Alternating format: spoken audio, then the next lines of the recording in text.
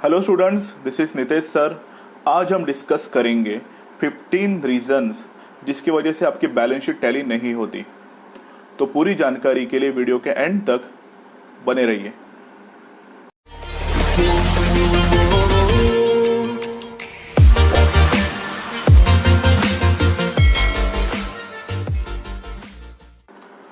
तो चलिए student start करते हैं वीडियो को। देखते हैं वो 15 रीजन कौन से हैं। सबसे पहला रीजन है जिसकी वजह से आपकी बैलेंस शीट टैली नहीं होती है, wrong posting. For an example, जैसे सन्ड्री क्रेडिटर्स, आप सबके लिए क्या होता है, लायबिलिटी।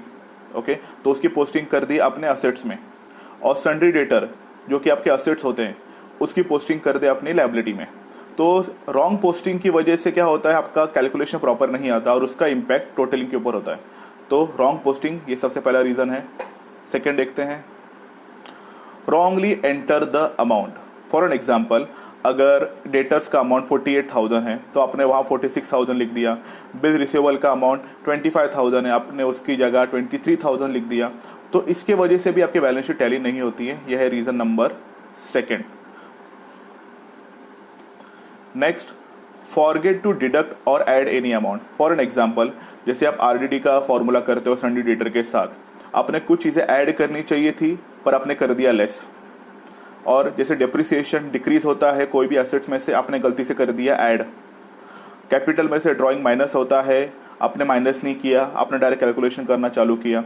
तो ये सब छोटी मोटी गलतियों की वजह से बैलेंस शीट टैली नहीं होती। तो आपको प्रॉपर तरीके से वो ऐड भी करना है जहाँ बोला होगा, और जहाँ लेस करना है वहाँ लेस करना है। ओके, नेक्स्ट रीजन है forget to enter the net profit और loss in the balance sheet. अभी होता क्या है, आपने पार्टनर्स कैपिटल या फिर करंट अकाउंट बंद कर दिया, तो आपको वो जो भी प्रॉफिट या लॉस आएगा आपको वो कैरी फॉरवर्ड करना पड़ता है बैलेंस शीट में। तो बहुत सारे स्टूडेंट्स भूल जाते हैं और 2 घंटे 20 मिनट 25 मिनट ढूंढते रहते हैं कि बैलेंस शीट टैली क्यों नहीं हो रही है। तो आपको नेट प्रॉफिट का प्रॉपर अमाउंट नीचे पोस्टिंग करना है। ओके, नेक्स्ट रीजन है forget to give second effect. बहुत स्टूडेंट्स क्या करते हैं, वो जल्दबाजी में होते हैं, तो वो लोग क्या करते हैं, for an example closing stock. Closing stock का सबसे पहला इफेक्ट क्या आता है, ट्रेडिंग अकाउंट की क्रेडिट साइड में, और दूसरा इफेक्ट आता है बैलेंस शीट असेट साइड में। ओके, तो स्टूडेंट्स क्या करते हैं, ट्रेडिंग अकाउंट का एक इफेक्ट दे दिया, बैलेंस शीट का इफेक्ट नहीं करते, जम मारेंगे डेप्रिसिएशन पे, जम मारेंगे आउटस्टैंडिंग पे, मतलब नेक्स्ट एडजस्टमेंट में आप जम मारते हो। तो इसकी वजह से क्या होता है, आपने सेकेंड इफेक्ट मारना भूल गए। तो सेकेंड इफेक्ट का जो भी अमाउंट की वैल्यू होगी वो वहाँ बैलेंस शीट में नहीं आएगी, और इसकी वजह से आपकी बैलेंस शीट टैली नहीं होती है। ओके स्टूडेंट्स, रीजन नंबर 6 क्या है, नॉट रीडिंग क्वेश्चन प्रॉपरली। आपका जो भी क्वेश्चन आपने प्रॉपर रीड नहीं किया होता है। जैसे सन्ड्री डेटर में न्यू बैड डेब्ट है क्या, या डायरेक्ट न्यू आरडीडी काउंट करना है, या न्यू आरडीडी कैलकुलेट करना है, आरडीडी का अमाउंट कितना है, 7.5% कैलकुलेट करना है, या 7% करना है, या 5% करना है, वो आपने चेकआउट नहीं किया।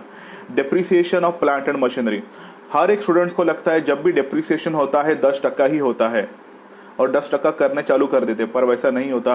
कभी कभी डेप्रिसिएशन 15% होता है, 20% होता है, या कभी कभी अगर एग्जामिनर को गुगली फेंकना है आपके ऊपर तो डेप्रिसिएशन वो 7.5% देता है। तो आपको क्वेश्चन प्रॉपर रीड करना है स्टूडेंट्स। ओके, बढ़ते हैं आगे। Reason number 7, amount mistakes.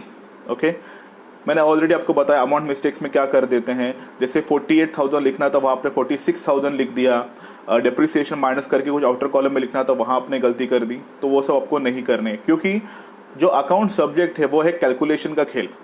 अगर आपने कैलकुलेशन में, लिखने में, राइटिंग में कुछ गलती कर दी तो ऑटोमेटिकली आपका सम राइट नहीं आएगा। ओके, नेक्स्ट है not passing effect of hidden adjustment. बहुत स्टूडेंट्स क्या करते हैं, ट्रायल बैलेंस की पोस्टिंग हो गई, वेरी गुड, ट्रायल बैलेंस के नीचे के एडजस्टमेंट हो गए, वेरी गुड, फाइनल अकाउंट बंद करने आ गए, सब हो रहा है, ग्रॉस प्रॉफिट निकाला, नेट प्रॉफिट निकाला, पार्टनर्स कैपिटल बंद कर दिया, बैलेंस शीट की जगह आने के बाद फिर से फंस गए। फिर पूरा 20 मिनट 30 मिनट सोचते बैठते कि गलती आखिर हुई कहाँ, बिकॉज उनको हिडन एडजस्टमेंट नहीं दिखता। और हिडन एडजस्टमेंट कहाँ होता है, ट्रायल बैलेंस में होता है, वो भी ब्रैकेट्स में। तो आपको वो भी एडजस्टमेंट नहीं छोड़ना है, क्योंकि हिडन हो या दिया हुआ वो एडजस्टमेंट ही है, और एडजस्टमेंट के इफेक्ट आएंगे तो वो आपको प्रॉपर तरीके से देखने स्टूडेंट्स। ओके, नेक्स्ट रीजन है डेटा मे बी मिस्ड। अभी होता क्या है, for an example bill receivable आपको क्वेश्चन में दिया था पर आपने असेट्स में लिखा ही नहीं, तो डेटा मिस हो गया। डेटा मिस मतलब डेटा का अमाउंट मिस्ड, उसके वजह से कैलकुलेशन आएगा ही नहीं प्रॉपर। तो आपको हर एक चीज की पोस्टिंग करनी है। ओके, नेक्स्ट है forget to write total in outer column. बहुत सारे स्टूडेंट्स क्या करते हैं, जैसे डिप्रिसिएशन, सपोज 50,000 में से 10,000 डिप्रिसिएशन माइनस किया, बाहर कितना आएगा 40,000। ओके, एक दो का डिप्रिसिएशन निकाल दिया, फर्नीचर का डिप्रिसिएशन कैलकुलेट तो किया, लाइक सपोज 37,000 में से 7,000 गए, तो आउटर कॉलम में 30,000 रिफ्लेक्ट होने चाहिए, पर स्टूडेंट 30,000 लिखना भूल जाता है, तो वो भी आपको नहीं करना है। जो भी प्रॉपर आउटर कॉलम में आपको प्रॉपर अमाउंट लिखनी है। ओके, नेक्स्ट कुछ रीजन और देखते हैं। Reason number 11, wrong calculation. For an example, अगर आपको बोला होगा डिप्रिसिएशन 20%, आपने निकाला 10%। ओके, ड्राइंग हाफ कैलकुलेट कीजिए, आपने फुल ईयर का कैलकुलेट कर दिया। ओके, सन्डी डेटर के ऊपर 5% आरडीडी था, आपने 7.5% आरडीडी कर दिया। तो ये सब होते हैं रॉन्ग कैलकुलेशन की वजह से। ओके, नेक्स्ट रीजन है जीरो नंबर मिस्टेक्स। बहुत स्टूडेंट्स ये मिस्टेक बार बार करते हैं। For an example, like suppose plant and machinery का अमाउंट होगा 70,000, 70,000, और एक जीरो कम करते 7,000 लिख दिया। कोई कोई स्टूडेंट उसको 7 लाख कर देता है। तो आपको जब भी जीरो मिस्टेक्स आपको नहीं करनी है, तो जो भी अमाउंट होता है वो आपको प्रॉपर तरीके से लिखना है। 60 का 60,000, 40 का 40,000 स्टूडेंट्स। ओके, बढ़ते हैं आगे। नेक्स्ट है डुप्लीकेशन ऑफ पोस्टिंग और अमाउंट। अब होता क्या है, suppose prepaid expenses, prepaid expense की सेकंड पोस्टिंग जाती है असेट्स में, तो बहुत स्टूडेंट्स क्या करते हैं, प्रीपेड एक्सपेंस 2 बार लिख लेते हैं, तो सपोज 2,000 2 बार आ गए। ओके, तो इसकी वजह से क्या होता है, बैलेंस शीट थोड़ी आगे भागती है, तो आपको टेंशन आता है कि ये 2 बार क्यों हो रहा है। तो कभी कभी पोस्टिंग डबल के चक्कर में कोई कोई और एक बार लिख देता है, तो वो आपको अवॉइड करना है स्टूडेंट्स। ओके, बढ़ते हैं आगे। नेक्स्ट है स्वैपिंग ऑफ नंबर्स। अभी ये क्या होता है, ये भी बहुत स्टूडेंट्स गलती करते हैं। For an example, suppose depreciation का आउटर कॉलम में एक अमाउंट आएगा 37,250। ओके, 37,250, स्टूडेंट्स ने गलती से लिख दिया 37,520, मतलब 2 इधर गया 5 उधर गया, that is called swapping of number. या 4275 आ गया, आपने लिख दिया 4725, तो ये होती है स्वैपिंग नंबर्स, मतलब 2 डिजिट अदली बदली हो गए। तो ये इस गलती की वजह से भी आपकी बैलेंस शीट टैली नहीं होती। बढ़ते हैं आगे। नेक्स्ट है टोटलिंग मिस्टेक। अभी बहुत स्टूडेंट्स ने सब प्रॉपर किया, पर होता क्या है, कैलकुलेशन में मिस्टेक कर देते टोटलिंग में। जैसे बहुत लोग क्या करते हैं, जिगजैग वे से टोटल लिखते हैं, जैसे प्लांट मशीनरी लेफ्ट साइड लिखते हैं, फिर असेट्स ये साइड लिखते हैं, फिर वो टोटल इधर। आपको हमेशा वर्टिकल, वो भी स्ट्रेट फॉर्मेट में आपकी पूरी टोटल लिखनी है। उससे होता क्या है, आपको कैलकुलेशन करने या टोटल करने बहुत ईजी जाएगा। तो हमेशा याद रखिए, जब भी आप बैलेंस शीट हो या फाइनल अकाउंट में या कोई भी अकाउंट का कोई भी सम हो, आप वर्टिकल फॉर्मेट में, वर्टिकल मीन्स स्ट्रेट, प्रॉपर तरीके से एक के नीचे एक आप अमाउंट लिखेंगे। और मैं तो ये कहूँगा कि जो भी आप अमाउंट लिखे उसका फ़ॉन्ट थोड़ा बड़ा करिए, क्योंकि उससे क्या होता है, आपको वो अमाउंट दिखेगा भी और आप प्रॉपर तरीके से कैलकुलेशन भी आप कर पाओगे। ओके, तो ये थे 15 रीजंस जिसके वजह से आपकी बैलेंस शीट टैली नहीं होती स्टूडेंट्स। ओके, अब स्टूडेंट्स को ये डाउट आएगा कि इतने रीजन तो बता दीजिए, ठीक है सर, पर ये भी तो बताइए सॉल्यूशन क्या है कि जिसकी वजह से हमारी बैलेंस शीट टैली हो जाए, वो भी तो बताइए सॉल्यूशन। डोंट वरी, वो भी है। अगर अभी तक आपने हमारा चैनल सब्सक्राइब नहीं किया तो ज़रूर सब्सक्राइब कीजिए। अगर आपको ये वीडियो अच्छा लगा तो लाइक कीजिए, कमेंट कीजिए और अपने सभी दोस्तों के साथ शेयर ज़रूर कीजिए। ओके स्टूडेंट्स, अब बढ़ते हैं कि ये सब गलतियां रोकी कैसे जा सकती हैं।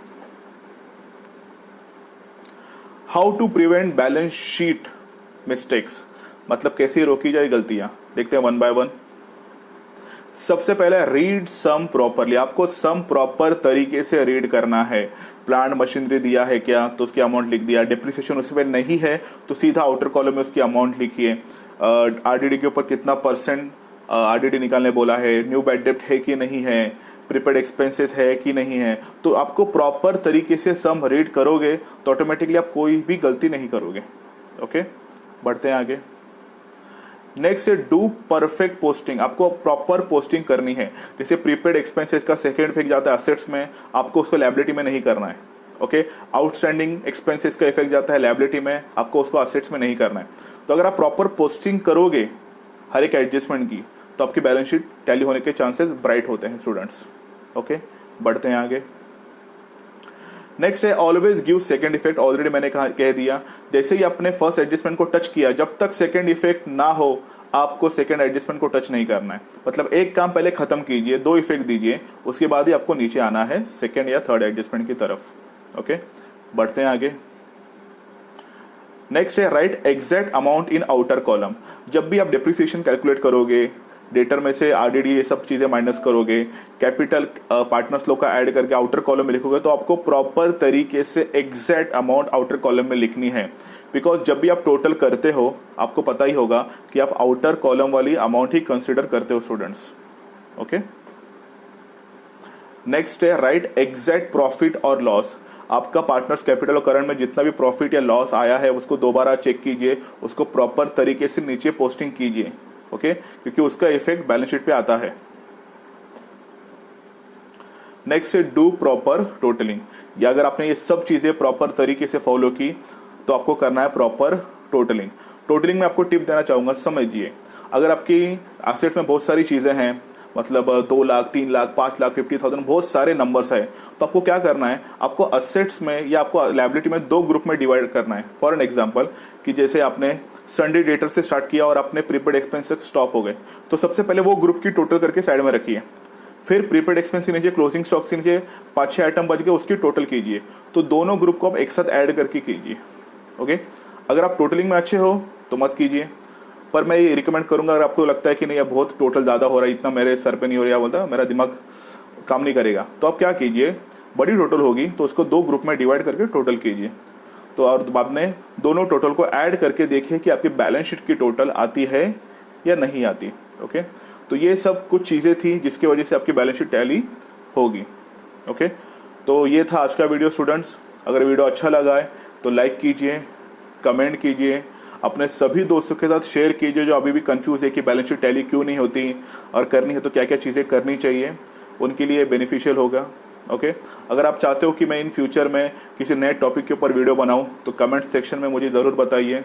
मिलते हैं नेक्स्ट वीडियो में एक नए टॉपिक के साथ। फिलहाल के लिए बाय।